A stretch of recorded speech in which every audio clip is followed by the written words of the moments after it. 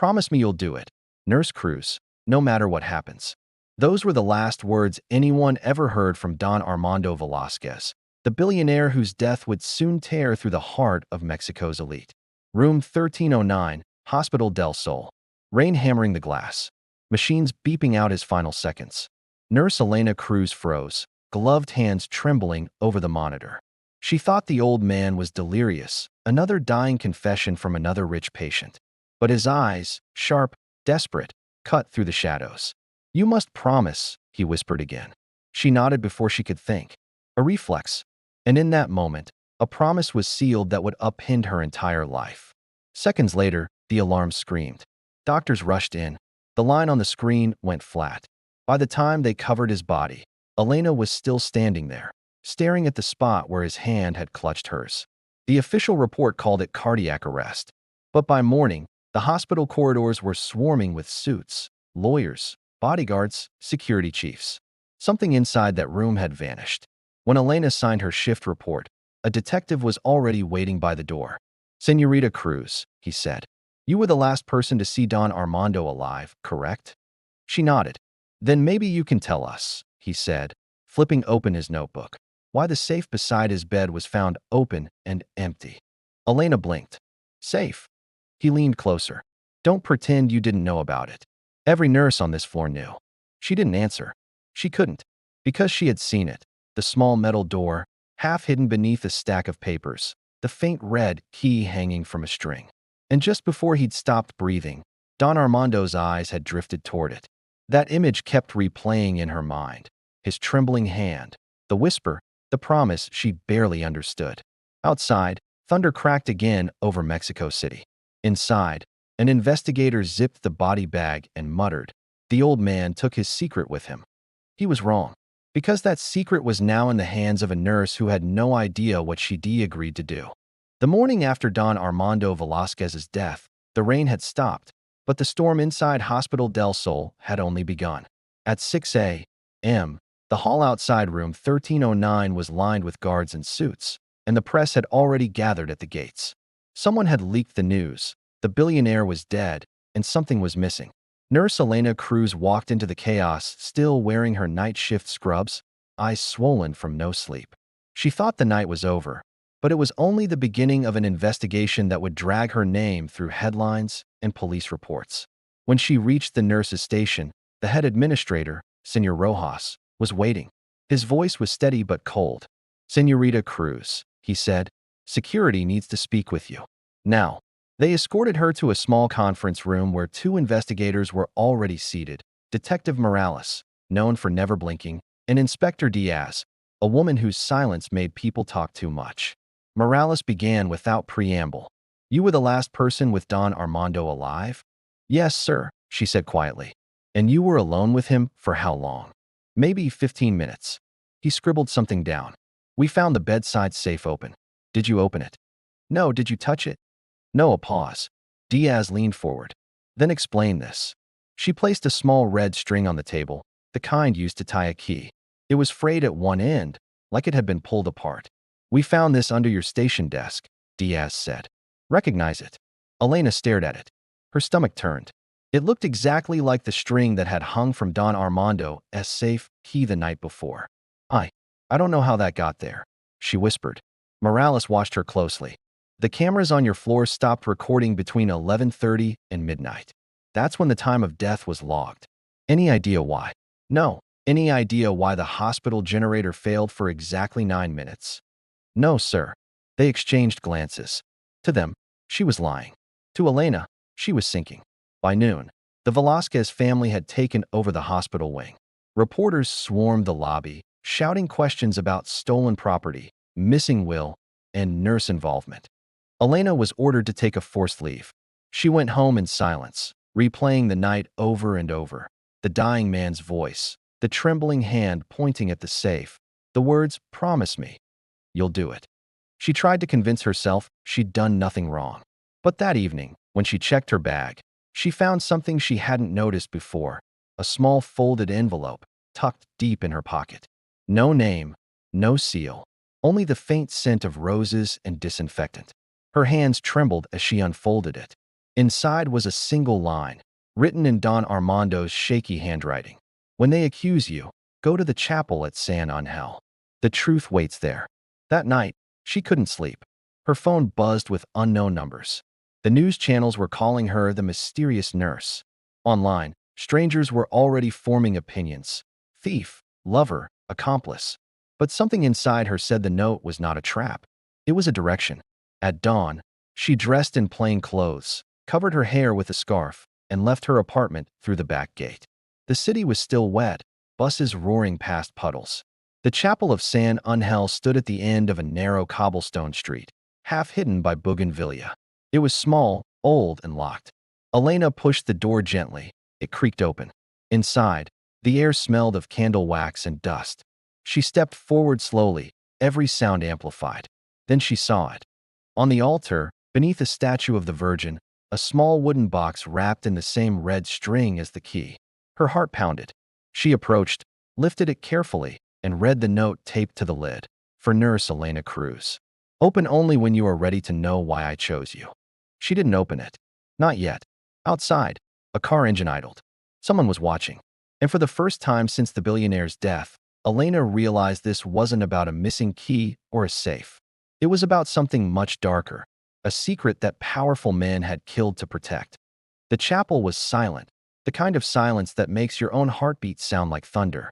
Nurse Elena Cruz stood before the altar, staring at the small wooden box the billionaire had left for her. The red string around it looked identical to the one from the missing key, frayed, old, and faintly stained at one edge.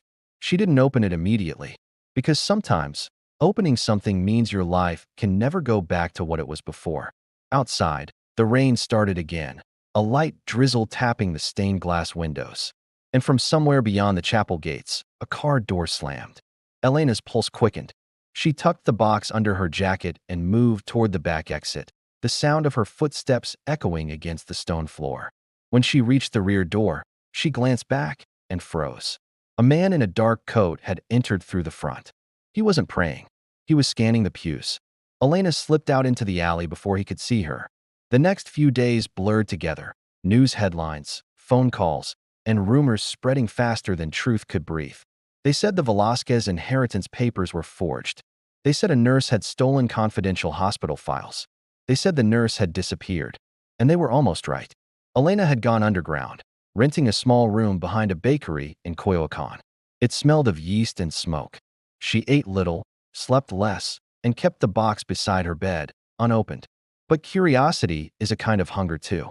And by the fifth night, she couldn't bear it anymore. She untied the red string, lifted the lid, and stopped breathing. Inside were photographs, grainy, old, printed from security cameras and private surveillance. In every photo, the same man appeared beside Don Armando in different years. A politician, smiling at ribbon cuttings, shaking hands at charity events. Elena recognized him instantly. Senator Raul Montero. She worked the night shifts. She'd seen his face on TV often. The same man now campaigning to be Mexico's next president. Beneath the photographs lay letters, neatly folded. Don Armando's handwriting again, some lines underlined twice. They think money buries truth, one letter read. But I have the evidence that could bury them instead. And at the bottom of the box, a USB drive, sealed inside plastic. Elena turned it in her hands, the small silver device catching the dim light. There was a number scratched into it, 1309. Her patient's room number. The realization hit her like cold water. Whatever Don Armando had hidden, whatever his last wish had been, it wasn't about comfort or sentiment. It was about evidence. He hadn't trusted his family. He hadn't trusted his lawyers. He'd trusted her, a nurse with no connections, no power, no reason to betray him. And that meant one terrifying thing. If this USB contained what she thought it did, the people behind it wouldn't stop looking for her. That night, she slipped out and found an old internet cafe near the outskirts of the city. The lights flickered, the air smelled of coffee and ozone. She paid in cash, sat at a corner terminal, and plugged the drive in. The screen blinked. Then a folder appeared. Title: El Testamento, the Testament. Inside were dozens of encrypted files. She opened the first one. It was a video. Don Armando's voice filled the tiny room, shaky but clear. If you're seeing this, I am dead. And if you are Elena Cruz, then you have chosen to honor my final request. Elena covered her mouth. He went on. You must deliver what you find here to the journalist named Camila Ortega. She knows where to take it. But be warned, the men who killed my partners will come for this too. The screen flickered again. A second clip loaded automatically, grainy footage from a hidden camera. A construction site. Men unloading crates at night. Then, gunfire. Screams. The camera fell. Elena tore out the USB. Her hands shook. Outside, thunder cracked again. When she looked through the cafe window, a dark SUV was parked across the street. Engine running. Headlights on. Someone knew she had found it. She ran. By midnight, she was hiding in a crowded bus terminal, clutching the box to her chest. The city was alive with noise, engines, rain, vendors shouting. But none of it could drown out the pounding of her heart. She had to find this journalist, Camila Ortega. The note in the box had given no address, only a clue. Find her where truth cannot be bought. It sounded poetic, but to Elena, it was a riddle with deadly consequences. The next morning, the papers ran a new headline. Velásquez family offers 2 million Cuban pesos reward for missing nurse in estate scandal. Her photo, tired, hollow-eyed, was on every front page. She was no longer just a nurse. She was now the woman at the center of Mexico's most dangerous secret. And as the net closed around her, Elena realized the real question wasn't what the Tycoon's last wish had been. It was why he had chosen her to carry it out. For 2 nights, Elena Cruz moved through Mexico City like a ghost. Every bus stop, every shadowed alley felt like a trap. She slept in waiting rooms, changed clothes twice a day, and avoided every place that felt too familiar. She had the USB drive, the letters, and the box. What she didn't have was time. The media had turned her into a story, the vanishing nurse. But the truth was, she hadn't vanished. She was hunting for someone. The journalist Camila Ortega was not easy to find. She'd once been a famous investigative reporter, known for exposing political scandals and cartel money in real estate contracts. Then, after a series of threats, she disappeared from television, said to be on leave. No one had seen her in nearly 3 years. But Don Armando's letter had mentioned her name for a reason. And in one of the letters hidden inside the box, Elena found a clue written in the billionaire's shaky hand. She hides her truth where she once lost her voice. Elena thought about it for hours until she remembered. Before Camila disappeared, she had hosted a radio show called La Voz del Pueblo, the voice of the people. The station had gone bankrupt after a fire, so Elena went there. The old radio station stood on the edge of town, abandoned, windows cracked, graffiti on the walls, silence in every corner. The front door was chained, but a side gate had been broken. Elena slipped inside. Her shoes echoed on the dusty floor. Posters of old broadcasts curled on the walls, half peeled. In one of the studios, the microphone still hung from the ceiling, covered in cobwebs. And then, faintly, she heard it. A radio playing somewhere in the back room. Static. Then a voice. You shouldn't have come here, Nurse Cruz. Elena froze. A woman stepped from the shadows, holding a flashlight. It was Camila Ortega. Older, thinner, eyes sharp as knives. How do you know my name? Elena asked. Because I knew he would send you, Camila said. He told me that if a nurse ever showed up with a wooden box, I should listen. Elena handed her the box. Camila studied it, then looked up. You opened it? Yes. Then you already know what they did. Not everything, Elena whispered, but enough to know people have died for it. Camila sighed and motioned for her to sit. She pulled an old laptop from a dusty drawer, plugged in the USB drive, and entered a password without hesitation. The files opened instantly, a map, bank records, signed permits, and photographs. This, Camila said, pointing at the screen, is the reason he was killed before he could testify. Don Armando helped build secret construction sites, not for housing, but for chemical waste storage. They buried toxic waste beneath poor neighborhoods to cut costs. Elena felt sick. So all those children in the news, the ones who got sick, exactly. It wasn't an accident. It was profit. She clicked open another file, a scanned contract showing signatures from the Velásquez company, Senator Montero, and 2 cabinet members. He left evidence that could destroy them all, Camila said. But he also knew his own family would silence it to protect the fortune. That's why he needed someone they'd never suspect you. Elena was silent for a moment. Then, softly, "But why me?" Camila studied her for a long time. "Because," she said, "you were there the night his wife died." Elena blinked. "What? You were the nurse on duty at Hospital Santa Maria 3 years ago. A car crash victim. Her name was Lucia Velásquez." The memory hit her like lightning. She had been there. A woman brought in with internal bleeding, no ID at first. She had held her hand as the doctors worked. The woman's last words had been, "Tell him it wasn't an accident." Elena hadn't known who she was talking about. Now she did. "He found out you were the one who stayed with her," Camila said. "He followed your career quietly. He said you were the only person left who might not be bought." Elena's hands trembled. The whole puzzle began to make sense. The night visit, the strange request, the box. But before she could say another word, a loud crash came from outside. Tires screeched. Camila's face went pale. "They found us." Gunshots shattered the front windows. Camila pulled Elena to the floor. "There's a back door," she shouted. "Go, take the drive." Elena hesitated. "What about you?" "I've been running for years," Camila said. "It's time I stop. But you still have a chance." Another shot tore through the room. Sparks rained from the laptop. Elena grabbed the USB, sprinted through the smoke, and escaped through the back alley just as a fire ignited inside the building.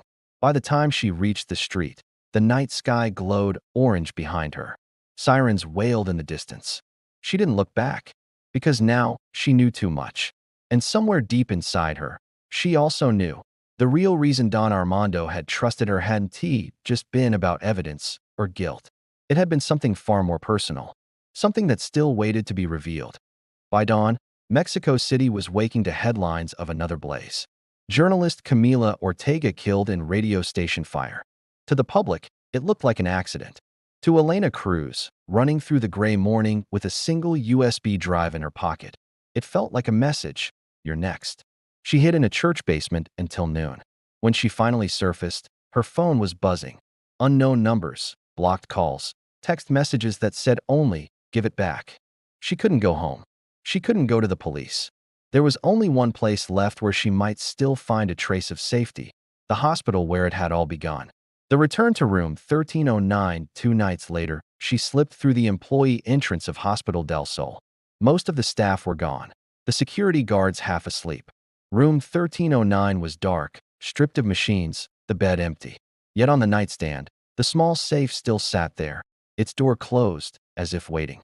Her trembling hands reached for it. The combination lock clicked once, twice, then turned freely.